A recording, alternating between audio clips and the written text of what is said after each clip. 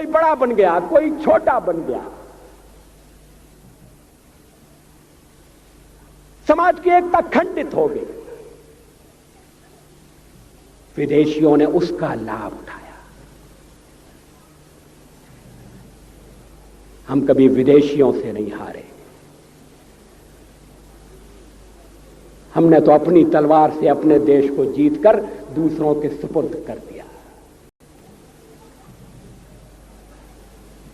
इतिहास साक्षी है, प्लासी की लड़ाई में जितने लोग मैदान में लड़ रहे थे उससे ज्यादा लोग मैदान के बाहर खड़े होकर तमाशा देख रहे थे, लड़ाई का परिणाम सुनने की प्रतीक्षा कर रहे थे। देश के भाग्य का निर्णय होने जा रहा था, मगर उस निर्णय में सारा देश शामिल नहीं था। विदेश मंत्री के नाते मैं अफगानिस्तान गया था। आपको सुनकर ताज्जुब होगा, अफगानिस्तान के अपने मेजबानों से मैंने कहा मैं गजनी जाना चाहता हूं, गजनी।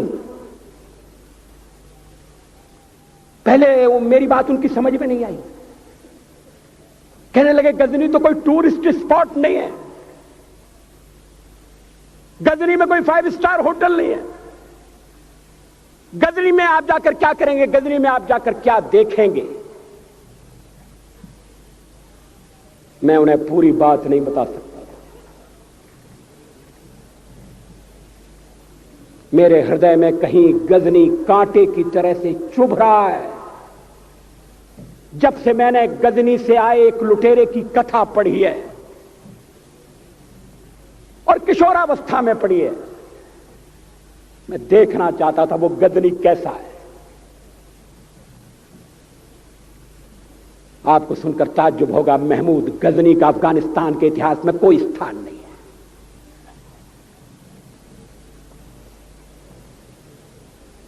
गजनी छोटी सी जगह है, छोटा सा गांव है। कल्पना करिए, सैकड़ों साल पहले वहां धूल उड़ती थी, झोंपड़ियां थी, मगर एक लुटेरा लुटेरों को इकट्ठा करता हुआ सोने की चिड़िया को लूटने के लिए चला आया। आपस की फूट से जो राजा है वो लड़ेगा, जो क्षत्रिय है वो लड़ेगा। हमने समाज के बहुत बड़े वर्ग को लड़ने के अधिकार से वंचित कर दिया। हमने उन्हें हथियार नहीं उठाने दिए।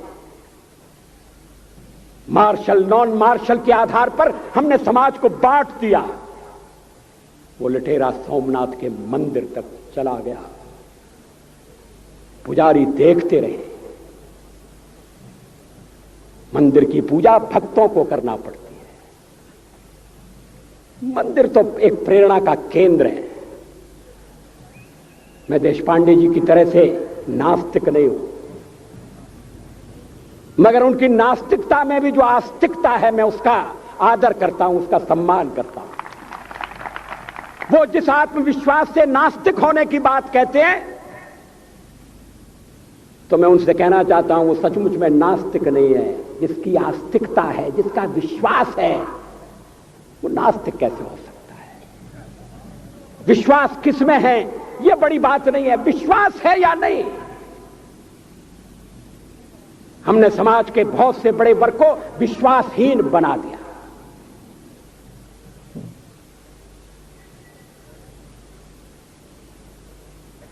लोगों ने हथियार नहीं उठाए,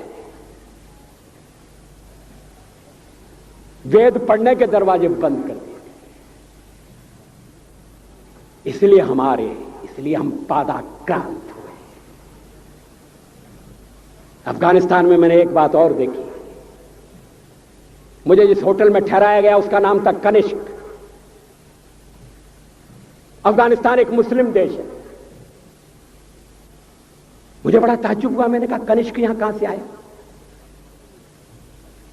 तो मेरे साथ अफगानिस्तान के विदेश मंत्री थे। मैंने कहा कनिष्क आपका कौन लगता है, कनिष्क से आपका क्या संबंध है? कहने लगे कनिष्क हमारा पूर्वज है, कनिष्क हमारा पुरखा है। He was one of our forefathers. मैंने कहा तब तो हमारे आपके पुरखे एक हैं। अफगानिस्तान के लोगों ने उपासना पद्धति बदली है, संस्कृति नहीं बदली। आज के भारत के परिवेश में यह सुनने के बाद थोड़ा विचित्र लगता है। हमारे यहां तो धर्मांतरण के साथ राष्ट्रांतरण होता है, ऐसा दृश्य दिखाई देता है। पड़ोसी देशों में ऐसा नहीं हुआ। अभी राम जन्मभूमि का मामला चल रहा है। एक विदेशी आए, कहने लगे राम जन्मभूमि का क्या झगड़ा है। हमने कहा इस पर विवाद हो रहा है कि श्री राम कहां पैदा हुए थे, और जहां पैदा हुए थे वो स्थान उनके मंदिर के लिए प्रयुक्त किया जाए या न किया जाए। वो इंडोनेशिया से आए थे, वो मुसलमान है। कहने लगे हम तो समझते थे कि राम के लिए सारे भारत में आदर होगा, सम्मान होगा। हमने कहा ये आपने कैसे समझा। कहने लगे आप तो इंडोनेशिया आ चुके हैं, इंडोनेशिया में बहुत से लोगों ने इस्लाम स्वीकार कर लिया, मगर श्री राम को विस्मृत नहीं किया, श्री राम को भुलाया नहीं। इंडोनेशिया के बाली द्वीप में 1 महीने रामायण की लीला होती है। मैं उस समारोह में जा चुका हूं। उस समय भी विदेश मंत्री मेरे पास बैठे थे। मैंने कहा ये रामायण ये क्या हो रहा है। मैंने कहा एक्सीलेंसी ये मंच पर क्या हो रहा है। कहने लगे एक्सीलेंसी आपको पता होना चाहिए। हमने कहा मुझे तो पता है मगर मैं जानना चाहता हूं। कहने लगे ये रामायण है, ये राम है, ये लक्ष्मण है, ये सीता है। हमने कहा इनसे आपका क्या संबंध है, आप तो मुसलमान हैं। कहने लगे हमारा संबंध बहुत पुराना है, हमारा तब का संबंध है जब हम मुसलमान नहीं हुए थे।